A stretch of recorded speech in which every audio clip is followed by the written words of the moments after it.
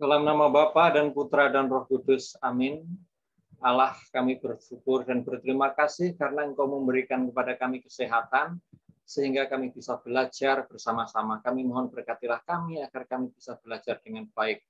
Para pelajar, para siswa yang belajar melalui video ini, semoga Engkau berikan pencurahan Roh Kudus sehingga mereka mampu memahami dan akhirnya bertumbuh berkembang sebagaimana yang Engkau kehendaki. Demi Kristus Tuhan kami. Amin. Dalam nama Bapa, Putra, dan Roh Kudus. Amin. Para peserta pembelajar, pada kesempatan ini kita akan memperdalam topik keluhuran manusia sebagai citra Allah. Topik ini sesungguhnya menjadi kelanjutan dari topik sebelumnya.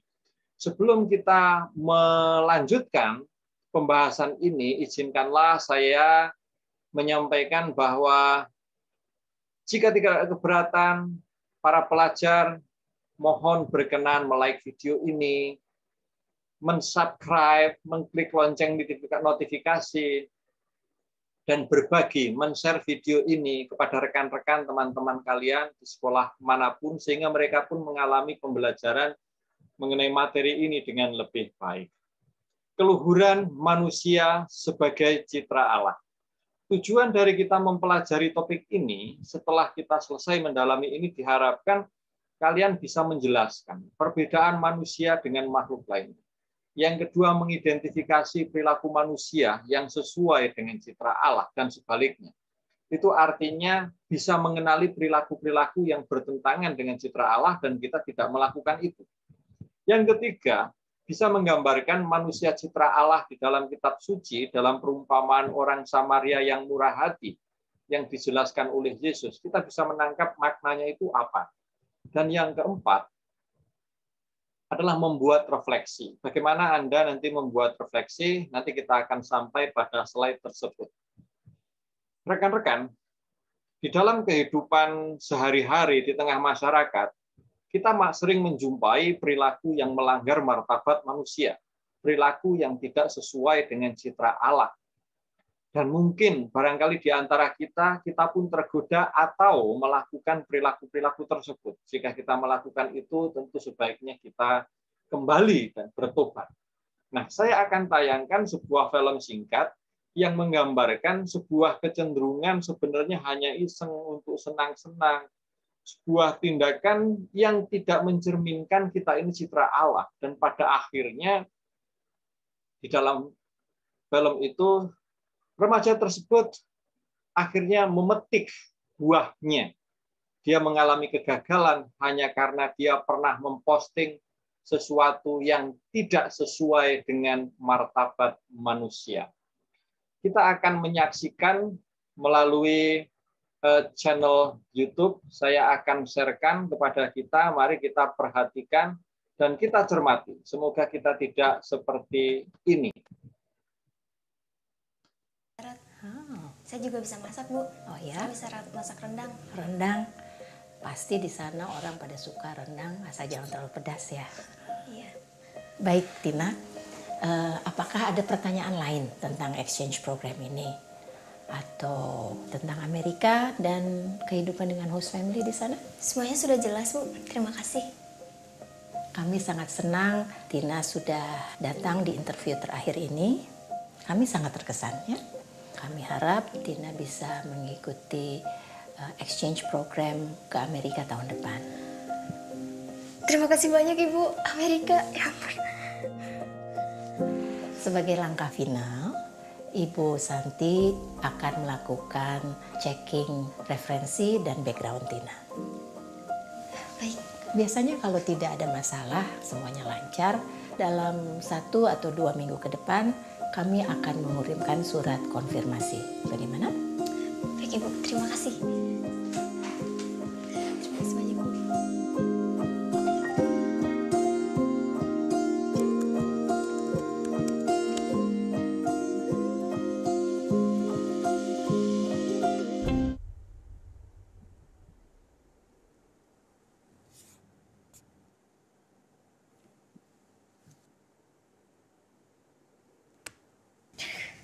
Ini buat kalau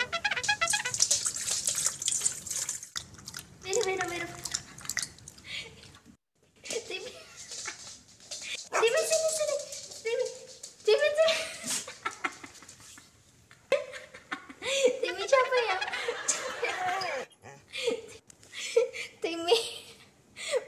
terrible to me.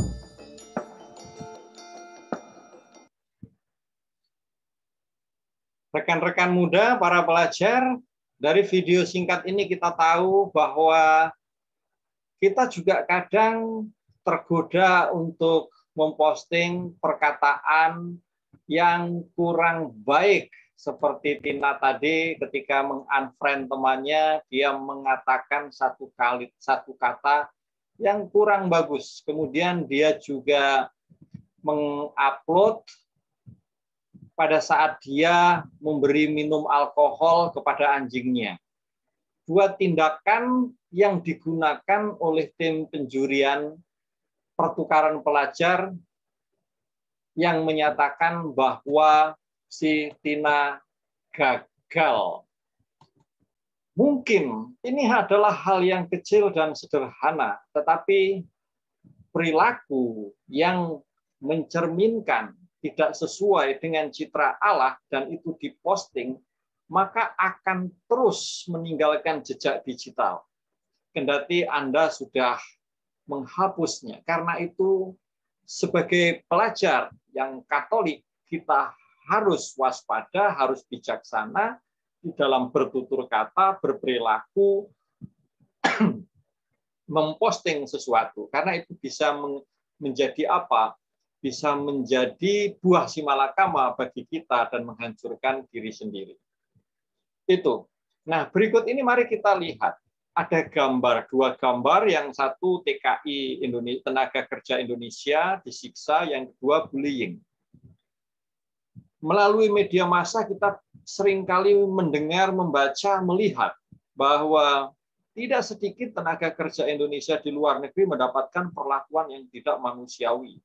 Sebuah tindakan yang tentu sangat bertentangan dengan keluhuran manusia sebagai citra Allah. Di sebelahnya, bullying. Itu banyak sekali terjadi di lingkungan sekolah, dari SD, SMP, SMA, bahkan di perguruan tinggi. Bullying ini bisa melalui perkataan secara verbal maupun melalui tindakan. Dan itu sangat melukai.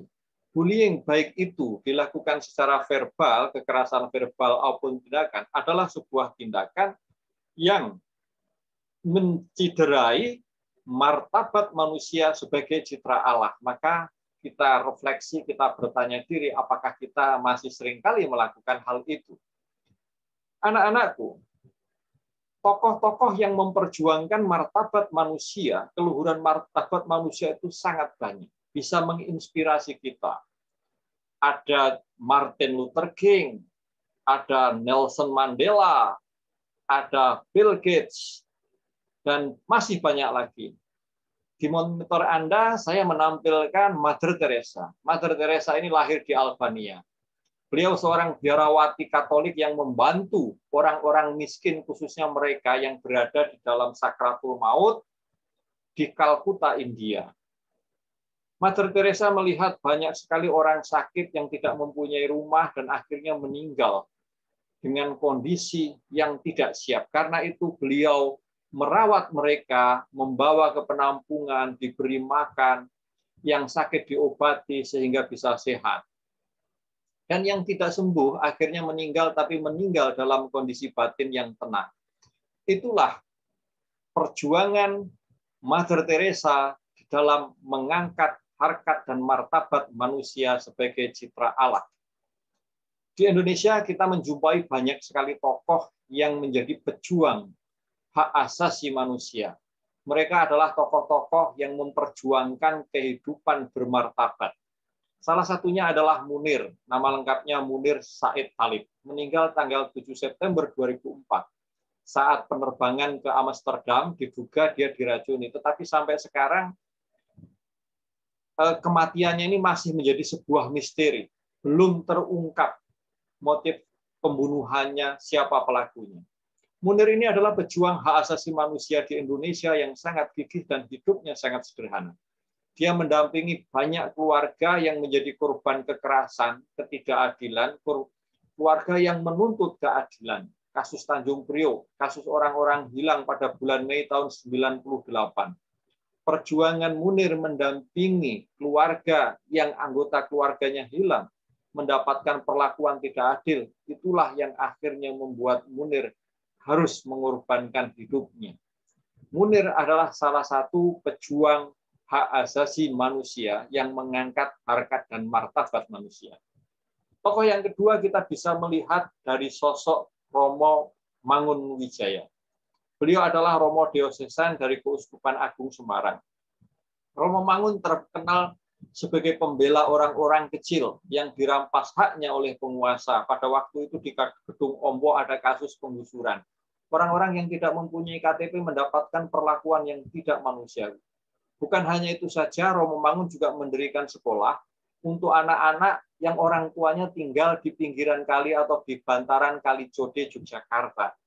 Lalu akhirnya sekolah yang didirikan Romo Mangun ini menjadi sebuah sekolah percontohan yang membangun karakter dan menghargai alam. Itu sampai sekarang keberadaan sekolah itu banyak menjadi tempat belajar bagi sekolah-sekolah lain. Nah, di dalam kitab suci, anak-anak, Yesus mengajarkan bagaimana martabat seseorang, perilaku seseorang yang sesuai dengan citra Allah. Konteksnya Yesus menjelaskan mengenai kerajaan Allah. Kisah seorang orang Samaria yang baik hati. Kita tahu dan sering mendengar kisah ini. Mari kita lihat di dalam bacaan kitab suci Injil Lukas bab 10 ayat 25 sampai 37.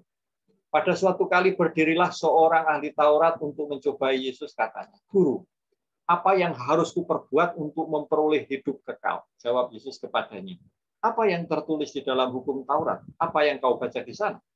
Jawab orang itu, "Kasihilah Tuhan Allahmu dengan segenap hatimu, dan dengan segenap jiwamu, dan dengan segenap kekuatanmu, dan dengan segenap akal budimu. Dan kasihilah sesamamu manusia seperti dirimu sendiri." Kata Yesus kepadanya, "Jawabanmu itu benar. Perbuatlah demikian, maka engkau akan hidup." Tetapi untuk membenarkan dirinya orang itu berkata kepada Yesus, "Dan siapakah sesamaku manusia?" Jawab Yesus, "Adalah seorang yang turun dari Yerusalem ke Yeriko. Ia jatuh ke tangan penyamun-penyamun yang bukan saja merampoknya habis-habisan, tetapi juga memukulnya, dan yang sesudah itu pergi meninggalkannya setengah mati. Kebetulan ada seorang imam turun melalui jalan itu. Ia melihat orang itu, tetapi ia melewati dari seberang jalan. Demikian juga seorang Lewi datang ke tempat itu. Ketika ia melihat orang itu, ia melewatinya dari seberang jalan. Lalu datang seorang Samaria yang sedang dalam perjalanan ke tempat itu. Dan ketika ia melihat orang itu, tergeraklah hatinya oleh belas kasihan.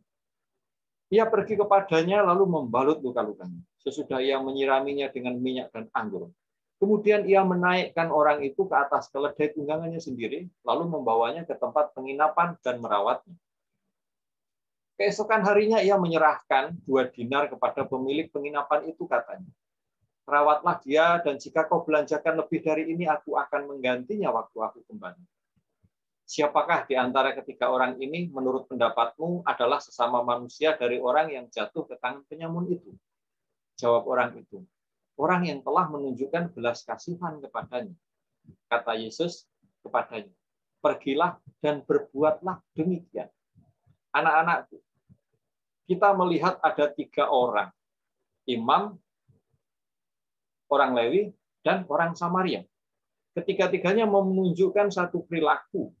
Perilaku mana yang mencerminkan keluhuran martabat manusia sebagai citra Allah? Jawabannya pasti adalah perilaku orang yang Samaria. Lalu kalau ditanya kenapa orang Samaria kita sebut sudah berperilaku mencerminkan keluhuran martabat manusia sebagai citra Allah? Karena dia membantu orang yang sedang membutuhkan, membantu orang yang menjadi korban para penyamun. Nah, artinya apa? Mari kita lihat maknanya. Anak-anak, dari kisah orang Samaria yang baik hati, kita bisa melihat yang namanya disebut citra Allah itu adalah manusia berperilaku sesuai dengan maksud Allah. Manusia berperilaku sesuai dengan maksud Allah. Ingat Kejadian 1 ayat 31, di situ dikatakan Allah melihat segala sesuatu baik adanya. Di sini sebenarnya kita diingatkan untuk apa? Untuk selalu mampu melihat dari sisi positifnya. Ambillah sisi baiknya.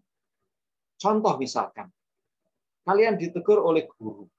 Kamu mungkin sakit hati, sakit, kecewa, sakit, marah. Ditegur oleh guru itu. Di depan teman lagi.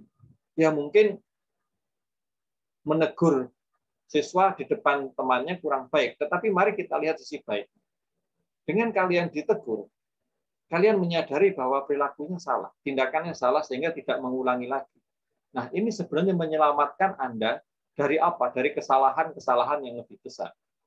Yang kedua, keunggulan manusia dibandingkan dengan ciptaan lain itu apa? Manusia itu gambar dan rupa Allah, itu keunggulannya. Nah, kalau gambar dan rupa Allah itu ditunjukkan oleh apa sih? Ditunjukkan bahwa manusia itu mempunyai akal budi dan hati nurani.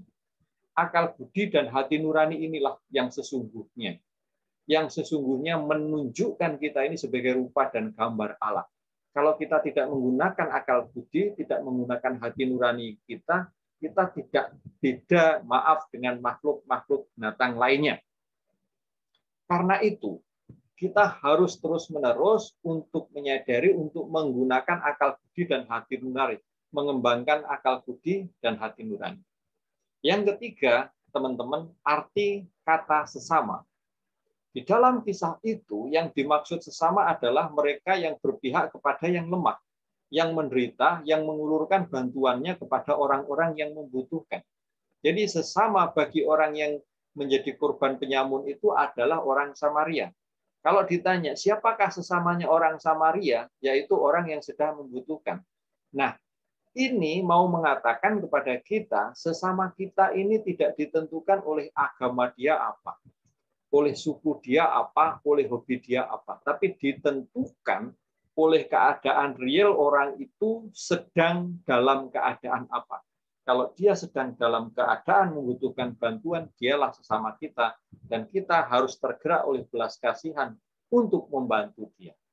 Itulah sebenarnya makna perilaku luhur manusia sesuai dengan citra Allah dalam kisah orang Samaria yang baik hati, anak-anak. Nah, di dalam Katekismus Gereja Katolik nomor 358, di sini dikatakan bahwa manusia itu diciptakan menurut citra Allah. Dia memiliki martabat sebagai pribadi, bukan sesuatu, not something, tetapi pribadi. Karena dia itu pribadi, manusia, maka dia bisa mengenali diri lebih baik, mengenali dirinya sendiri, dan menguasai dirinya. Tuan atas dirinya.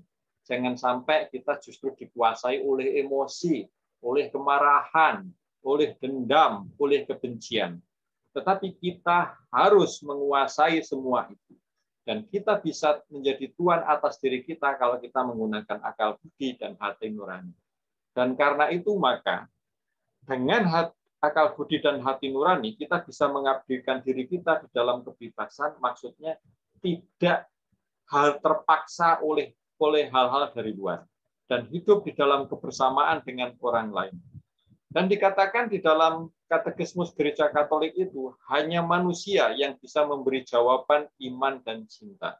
Yang lain tidak. Inilah kelebihan manusia, bisa memberi jawaban cinta, memberi jawaban iman, dan mencintai Tuhan dan sesama. Dan ini tidak dapat diberikan oleh makhluk lain sebagai gantinya.